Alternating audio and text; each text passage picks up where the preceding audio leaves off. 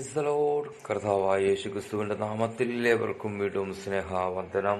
ഒരിക്കൽ കൂടി ദൈവസന്നിധി നമുക്ക് ഒരുമിച്ച് കൂടി വരുവാൻ കർത്താവ് നമ്മളെ സഹായിച്ചതോർത്ത് നന്ദിയോടെ കർത്താവിന് സ്തോത്രം ചെയ്യാം. നിങ്ങൾ എല്ലാവരും സന്തോഷമായി ഇരിക്കുന്നുവെന്ന് കർത്താവിൽ വിശ്വസിക്കുന്നു. ദൈവം നമ്മളെ ഇത്രത്തോളം നടത്തുന്ന വലിയ വിധങ്ങളെ ഓർത്ത് കർത്താവിന് സ്തോത്രം ചെയ്യുന്നു. നമ്മൾ മനുഷ്യനെക്കുറിച്ച് അഥവാ നമ്മളെക്കുറിച്ച് തന്നെ പഠിക്കുകയായിരുന്നു. കഴിഞ്ഞ ദിവസങ്ങളിൽ മനുഷ്യനിലെ ആത്മാവ് എന്നതിനെക്കുറിച്ച് നമ്മൾ അല്പമായി ചിന്തിച്ചു. ദൈവത്തിൽ മൂന്നാളത്വങ്ങളുള്ളതുപോലെ അഥവാ പിതാവ്, പുത്രൻ, പരിശുദ്ധാത്മാവ് എന്ന് മൂന്ന് ആളത്വങ്ങൾ ചേരുന്നതാണ് ഏക ദൈവം എന്ന് നമ്മൾ പഠിച്ചു. ആ ദൈവം നമ്മളെ സൃഷ്ടിച്ചത് മൂന്ന് ഘടകങ്ങളായിട്ടാണ്. അതേതൊക്കെയാണ് എന്ന് നമ്മൾ പ്രാരംഭമായി ചിന്തിച്ചു. അത് ആത്മാവും പ്രാണനും ദേഹവും എന്ന മൂന്ന് ഘടകങ്ങൾ മനുഷ്യനിലുണ്ട് എന്ന് നമ്മൾ കഴിഞ്ഞ ദിവസം ചിന്തിച്ചു. അതിൽ മനുഷ്യൻ്റെ ആത്മാവിനെക്കുറിച്ച് നമുക്ക് ചിന്തിക്കുവാനിടയായി. ഇന്നത്തെ ദിവസം നമുക്ക് മനുഷ്യൻ്റെ പ്രാണൻ അഥവാ ദേഹി, ജീവൻ എന്നൊക്കെ പറയുന്ന മനുഷ്യൻ്റെ രണ്ടാമത്തെ ഘടകത്തെക്കുറിച്ച് നമുക്കിന്ന് ചിന്തിക്കാം. കർത്താവ് നമ്മളെ ധാരാളമായി സഹായിക്കുമാറാകട്ടെ. 1 തെസ്സലോനിക്ക ലേഖനം 5-ാം അധ്യായം 23-ാം വാക്യത്തിൽ തിരുവചനം പറയുന്നു, സമാധാനത്തിൻ്റെ ദൈവം തന്നെ നിങ്ങളെ മുഴുവനും ശുദ്ധീകരിക്കുമാറാകട്ടെ. നിങ്ങളുടെ ആത്മാവും പ്രാണനും ദേഹവും അശേഷം നമ്മുടെ കർത്താവായ യേശുക്രിസ്തുവിൻ്റെ പ്രത്യക്ഷതയിൽ അനിന്യമായി വെളിപ്പെടും തക്കവണ്ണം കാക്കപ്പെടുമാറാകട്ടെ. Price the Lord. കഴിഞ്ഞ ദിവസം നമ്മൾ ആത്മാവിനെക്കുറിച്ച് ചിന്തിച്ചു. ഇന്ന് നമുക്ക് ദേഹിയെക്കുറിച്ച് മനസ്സിലാക്കാം.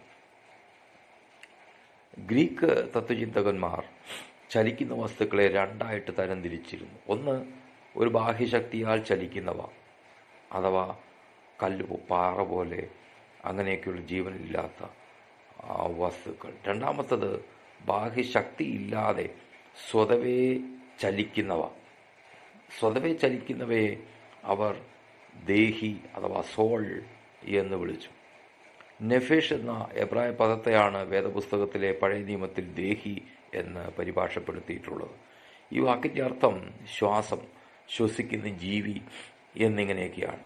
എബ്രായ ഭാഷയിൽ ഇതൊരു അനശ്വരമായ ആത്മാവിനെയോ മനുഷ്യൻ്റെ അരൂപമായ ഒരു ഘടകത്തെയോ സൂചിപ്പിക്കുന്നില്ല.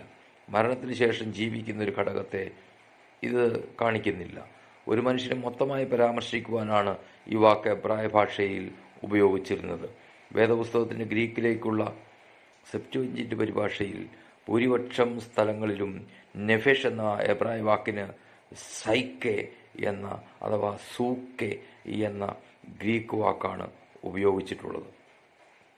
യോശുവയുടെ പുസ്തകത്തിൽ ഇതേ അർത്ഥത്തിൽ എംനിയോൻ എന്ന ഗ്രീക്ക് വാക്ക് ഉപയോഗിച്ചിട്ടുണ്ട്. ഈ വാക്കിൻ്റെയും അർത്ഥം ശ്വസിക്കുന്ന ജീവി എന്നാണ്. സൈക്ക് എന്ന ഗ്രീക്ക് വാക്കിൻ്റെ അർത്ഥവും ശ്വസിക്കുന്ന ജീവി എന്നാണ്. ദേഹി അല്ലെങ്കിൽ പ്രാണൻ എന്നാണ് സൈക്ക് എന്ന ഗ്രീക്ക് വാക്കിൻ്റെ അർത്ഥം. ഈ ഗ്രീക്ക് വാക്കിനെ വേദപുസ്തകത്തിൽ ചിലയിടങ്ങളിൽ മനസ്സ് എന്ന് പരിഭാഷപ്പെടുത്തിയിട്ടുണ്ട്. അപ്പോൾ പഴയ നിയമത്തിൻ്റെ ഗ്രീക്കിലുള്ള സെപ്റ്റുവജിൻ്റ് പരിഭാഷയിലെ പദപ്രയോഗമാണ് പുതിയ നിയമത്തിൽ പരക്കെ ഉപയോഗിച്ചിട്ടുള്ളത്.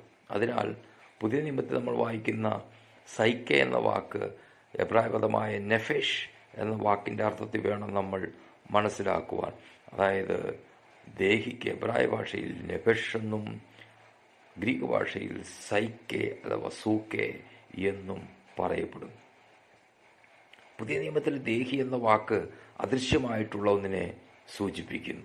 ഇതാണ് മനുഷ്യനെ ജീവനുള്ളവനായി മാറ്റുന്നത്. അവനെ നിയന്ത്രിക്കുന്നതും അവന് വ്യക്തിപരമായ സത്വത്തെയും സ്വഭാവ വിശേഷണങ്ങളെയും നൽകുന്നതും ദേഹിയാണ്. ദേഹിയിലേക്കുള്ള പ്രവേശനം സങ്കല്പങ്ങൾ, മനസ്സാക്ഷി, ഓർമ്മ, യുക്തി, വികാരങ്ങൾ എന്നിവയിലൂടെയാണ്. ദേഹി എന്നത് മനുഷ്യൻ്റെ യുക്തിചിന്തകളും മനസ്സുമാണ്. ദേഹിക്ക് ബുദ്ധിയും വികാരങ്ങളും ഇച്ഛാശക്തിയും ഉണ്ട്. നെഫഷ് അല്ലെങ്കിൽ സൂക്കെ എന്ന ഘടകം നശ്വരമാണ് എന്ന് പറയുന്ന ചില പണ്ഡിതന്മാരുണ്ട്. എന്നാൽ ഇത് ദൈവത്തിൽ നിന്നും വന്നതായിരിക്കാൽ മനുഷ്യൻ്റെ മരണത്തെങ്കിൽ അത് തിരികെ ദൈവത്തെങ്കിലേക്ക് പോകുന്നു എന്നും അതിനാൽ അത് അനശ്വരമാണ് എന്ന് അഭിപ്രായമുള്ളവരും ഉണ്ട്. ദേഹിക്ക് സ്വാഭാവികമായ അനശ്വര എന്നതിന് പകരം ദൈവകൃപയാൽ മാത്രം ലഭിക്കുന്ന അനശ്വരത എന്നൊരു ചിന്തയും പ്രൊട്ടസ്റ്റന്റ് പൗരസ്ത്യ പണ്ഡിതന്മാർക്കിടയിൽ ഇന്നുണ്ട്. എന്നാൽ ഭൂരിപക്ഷം പണ്ഡിതന്മാരും പാരമ്പര്യ വിശ്വാസവുമെല്ലാം പറയുന്നു ഇത് യേശുക്രിസ്തുവിൻ്റെ ക്രൂശ് മരണത്തോടെ ദേഹി അനശ്വരമായി തീർന്നു എന്നതാണ്. കർത്താവ് പറയുന്നു ഒരു മനുഷ്യൻ മുഴു ലോകവും നേടിയാലും അവൻ്റെ ജീവൻ നഷ്ടമാക്കിയാൽ അവന് എന്ത് പ്രയോജനം? ഈ ദേഹി നമുക്ക് പൂർണ്ണമായിട്ടും ഈ കാര്യങ്ങൾ ദേഹി ആത്മാവ് ഇതൊന്നും ഒരു മനുഷ്യനെ സംബന്ധിച്ച് പൂർണ്ണമായിട്ടുള്ള അളവിലോ അർത്ഥത്തിലോ മനസ്സിലാക്കാൻ കഴിയുമെന്ന് ഞാൻ വിശ്വസിക്കുന്നില്ല. ദൈവം നമുക്ക് മറച്ചു വയ്ക്കാൻ ആഗ്രഹിക്കുന്ന കാര്യങ്ങൾ മറഞ്ഞു തന്നെ ഇരിക്കട്ടെ. എന്നാൽ ദൈവം നമുക്ക് വെളിപ്പെടുത്തിയിട്ടുള്ള കാര്യങ്ങൾ നമ്മൾ മനസ്സിലാകാതെ പോകരുത്.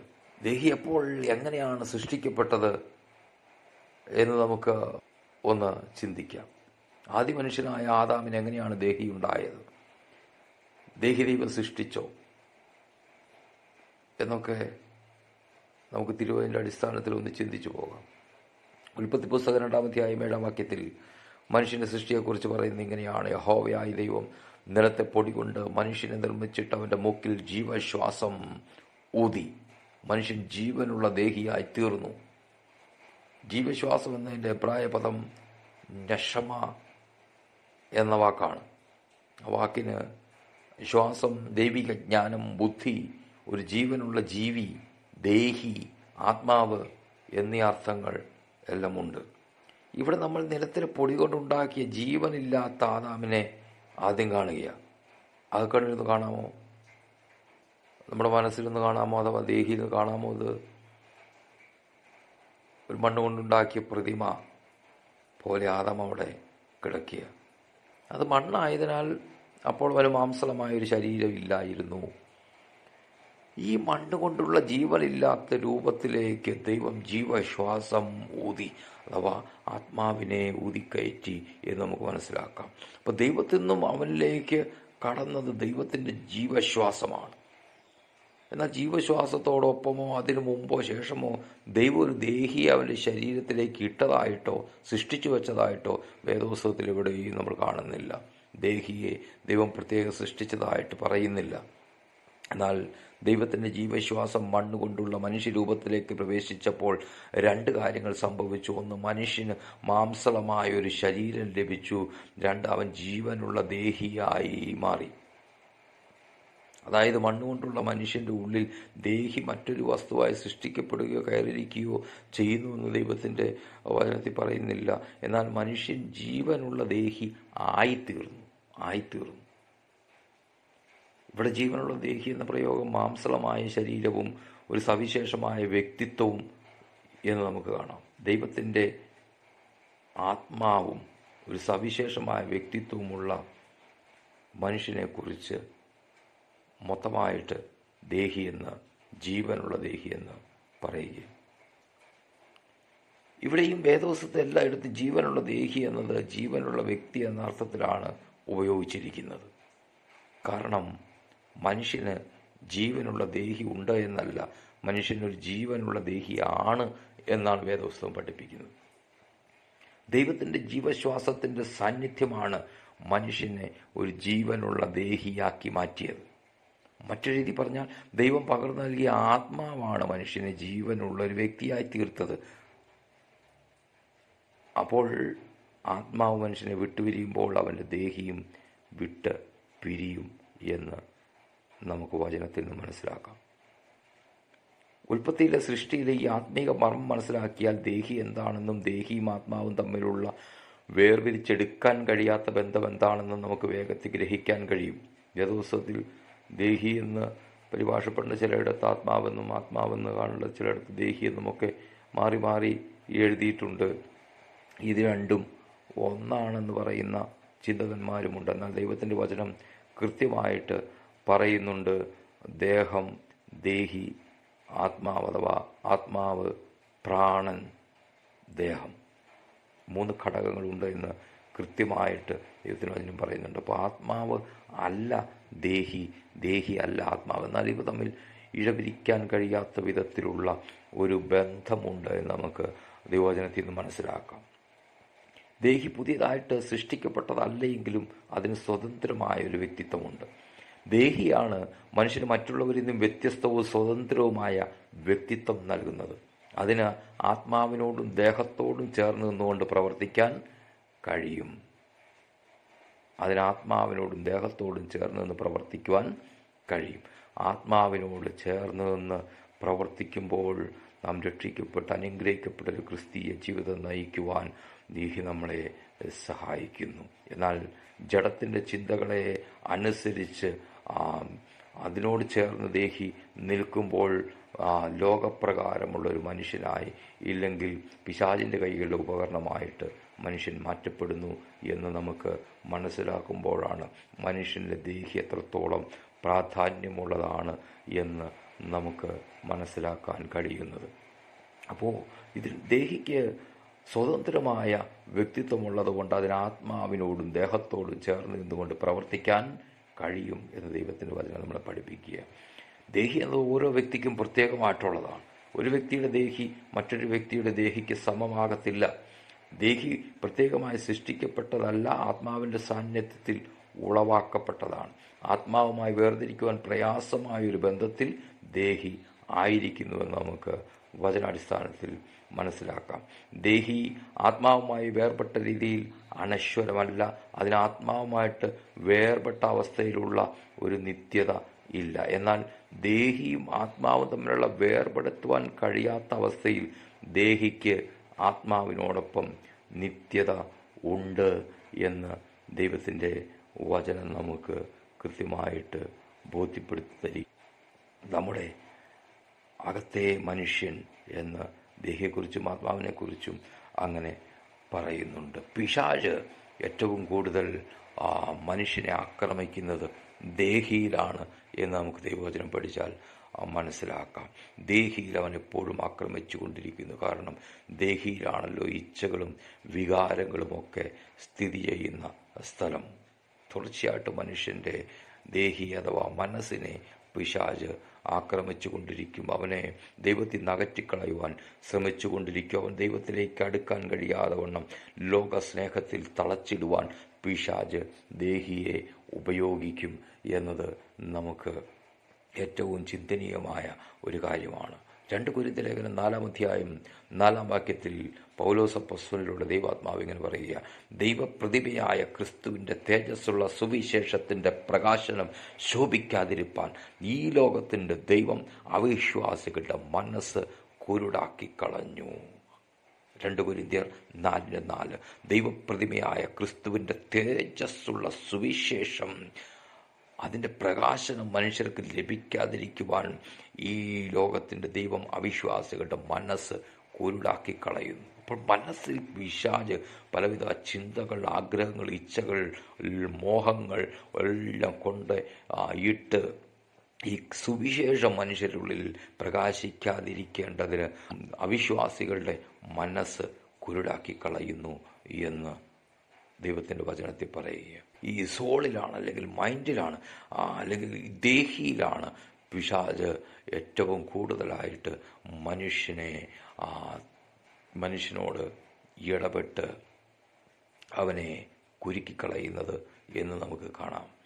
2 കൊരിന്ത്യർ ലേഖനം 10-ാം അധ്യായം 3-ാം വാക്യത്തിൽ ഞങ്ങൾ ജഡത്തിൽ സഞ്ചരിക്കുന്നവരെങ്കിലും ജഡപ്രകാരം പോരാടുന്നില്ല എന്ന് പൗലോസ് അപ്പോസ്തലൻ പറയുക. 2 കൊരിന്ത്യർ 10:3-4 വാക്യങ്ങൾ: ഞങ്ങൾ ജഡത്തിൽ സഞ്ചരിക്കുന്നവരെങ്കിലും ജഡപ്രകാരം പോരാടുന്നില്ല. ഞങ്ങളുടെ പോരിൻ്റെ ആയുധങ്ങളോ ജഡികങ്ങളല്ല, കോട്ടകളെ ഇടിപ്പാൻ ദൈവസന്നിധിയിൽ ശക്തിയുള്ളവ തന്നെ.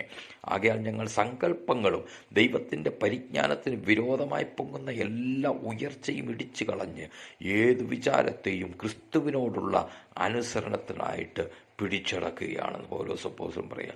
ഞങ്ങളുടെ പോരിൻ്റെ ആയുധങ്ങളോ ജഡികങ്ങളല്ല, കോട്ടകളെ ഇടിപ്പാൻ ദൈവസന്നിധിയിൽ ശക്തിയുള്ളവ തന്നെ. അപ്പം ഏത് കോട്ട? മനുഷ്യൻ്റെ ഭൗതികമായിട്ടുള്ള എന്തെങ്കിലും കാര്യത്തെക്കുറിച്ചല്ല അവിടെ പറയുന്നത്. പിശാച മനസ്സിൻ്റെ ഉള്ളിൽ കെട്ടിവച്ചിരിക്കുന്ന കോട്ടകൾ, അഹങ്കാരം എന്ന കോട്ട, ഞാനെന്ന ഭാവം എന്ന കോട്ട, പാരമ്പര്യത്തിൻ്റെ കോട്ട, ദൈവത്തിൽ നിന്നും മനുഷ്യനെ അകറ്റിക്കളയുന്ന വിവിധങ്ങളായ കോട്ട, ഈ കോട്ടകളെ ആത്മാവിൻ്റെ ശക്തിയാൽ ഇടിച്ചു കളയണമെന്ന് ആ ദൈവവചനം നമ്മളെ പഠിപ്പിക്കുക. കോട്ടകൾ ഇടിപ്പാൻ ദൈവസന്നിധിയിൽ ശക്തിയുള്ളവ തന്നെ. ആകയാൽ ഞങ്ങൾ സങ്കല്പങ്ങളും ദൈവത്തിൻ്റെ പരിജ്ഞാനത്തിന് വിരോധമായി പോകുന്ന എല്ലാ ഉയർച്ചയും. അപ്പോൾ ഈ കോട്ടകൾ എന്തൊക്കെയാ? കോട്ടകൾ നമ്മുടെ വിവിധങ്ങളായ സങ്കല്പങ്ങളാണ്. ദൈവത്തിൻ്റെ പരിജ്ഞാനത്തിന് വിരോധമായിട്ടുള്ളിൽ പൊങ്ങി വരുന്ന സകലതും വെച്ച് കോട്ട കെട്ടിയിരിക്കുന്ന ഈ ദേഹിയുടെ ഈ എല്ലാ ഉയർച്ചയും ഇടിച്ചു കളഞ്ഞിട്ട് ഏത് വിചാരത്തെയും ക്രിസ്തുവിനോടുള്ള അനുസരണത്തിനായിട്ട് പിടിച്ചടക്കണമെന്ന് ദൈവത്തിൻ്റെ വചനം നമ്മളെ ഓർപ്പിക്കുക. അതാണ് റോമാലേഖനം 12-ാം അധ്യായത്തിൻ്റെ 2-3 വാക്യങ്ങളിൽ ദൈവത്തിൻ്റെ വചനം പറയുന്നു. ഈ ലോകത്തിന് അനുരൂപമാകാതെ നന്മയും പ്രസാദവും പൂർണ്ണതയുമുള്ള ദൈവഹിതം ഇന്നതെന്ന് തിരിച്ചറിയേണ്ടതിന് മനസ്സ് പുതുക്കി രൂപാന്തരപ്പെടുവിൻ. ദേഹിക്കൊരു പുതുക്കം, മനസ്സിന് ഒരു പുതുക്കമുണ്ടാകണമെന്ന് ദൈവത്തിൻ്റെ വചനം നമ്മളെ ഓർപ്പിക്കുക. ഈ ലോകത്തിന് അനുരൂപമാകാതെ നന്മയും പ്രസാദവും പൂർണ്ണതയുമുള്ള ദൈവഹിതം ഇന്നതെന്ന് തിരിച്ചറിയേണ്ടതിന്. ദൈവഹിതം ഇന്നതെന്ന് തിരിച്ചറിയണമെങ്കിൽ എന്ത് ചെയ്യണം? അത് ആ ദേഹി പുതുക്കപ്പെടണം, ഈ മനസ്സ് പുതുക്കി രൂപാന്തരപ്പെടണം. ഇത് എന്തെങ്കിലും ഒരു ദിവസം സംഭവിക്കാനുള്ള കാര്യമല്ല. എല്ലാ ദിവസവും ഈ മനസ്സ് പുതുക്കൽ സംഭവിച്ചു കൊണ്ടിരിക്കണം എന്ന് ദൈവത്തിൻ്റെ വചനം നമ്മളെ ഓർപ്പിക്കുക. അതാ പാട്ടുകാരൻ പാടിയത്. മനസ്സൊരുക്കുക നാം ഒരു പുതുക്കത്തിനായി കർത്തനേശു സാക്ഷികളായി. മനസ്സൊരുക്കുക നാം ഒരു പുതുക്കത്തിനായി കർത്തനേശു സാക്ഷികളായി. ഒത്തുചേർന്നിടാം, ഒത്തുപാടിടാം കർത്തനേശു മഹത്വത്തിനായി. ഒത്തുചേർന്നിടാം, ഒത്തുപാടിടാം കർത്തനേശു മഹത്വത്തിനായി. മനസ്സൊരുക്കുക നാം ഒരു പുതുക്കത്തിനായി കർത്തനേശു സാക്ഷികളായി. Praise the Lord. പുതുക്കി ഒരുക്കത്തോടെ നമുക്ക് നമ്മുടെ കർത്താവിനെ കാത്തിരിക്കാം. കർത്താവ് നമ്മെ ധാരാളമായി അനുഗ്രഹിക്കുമാറാകട്ടെ. ഇന്നത്തെ സന്ദേശം ഇവിടെ നമ്മൾ അവസാനിപ്പിക്കുമ്പോൾ ദൈവകൃപ നമ്മുടെ കൂടെ ഇരിക്കുമാറാകട്ടെ. അടുത്ത ദിവസങ്ങളിൽ നമുക്ക് ദേഹിയെക്കുറിച്ച് കൂടുതൽ ചിന്തിക്കാം. കർത്താവ് നമ്മെ അതിനായി സഹായിക്കുമാറാകട്ടെ. വീണ്ടും കാണുവോളം കർത്താവിന് ചെറിയ കീഴിൽ കർത്താവ് നമ്മെ എല്ലാവരെയും മറയ്ക്കുമാറാകട്ടെ. God bless you all. Praise the Lord, praise the Lord, praise the Lord. Amen.